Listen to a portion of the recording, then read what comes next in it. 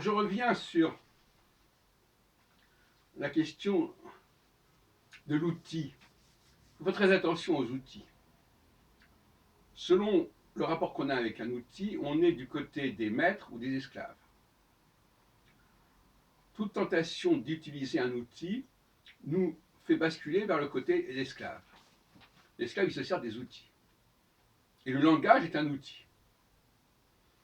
Alors, quand il est libre dans sa formulation, bon, c'est un outil qui nous libère quelque part, mais dès qu'il s'agit de chanter des chants, comme on le voit par exemple dans des réunions religieuses un peu partout, où on chante des choses qui existent, là on est dans la situation de l'esclave.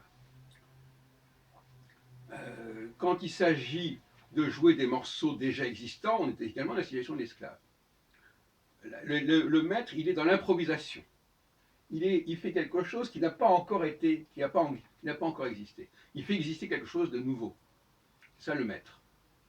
Et le sifflement est un excellent moyen de se libérer.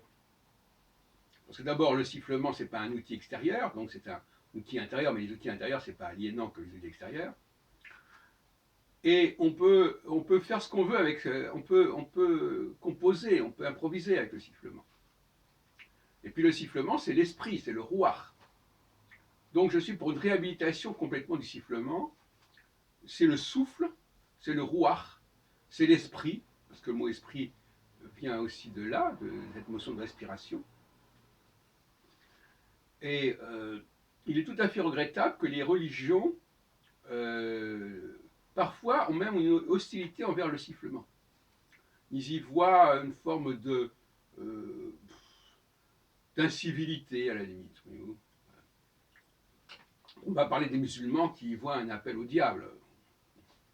Donc, il faut absolument se recentrer sur le sifflement, d'autant plus que quand un public siffle, ça crée une sorte de synergie, de symphonie, et donc c'est très utile. Malheureusement,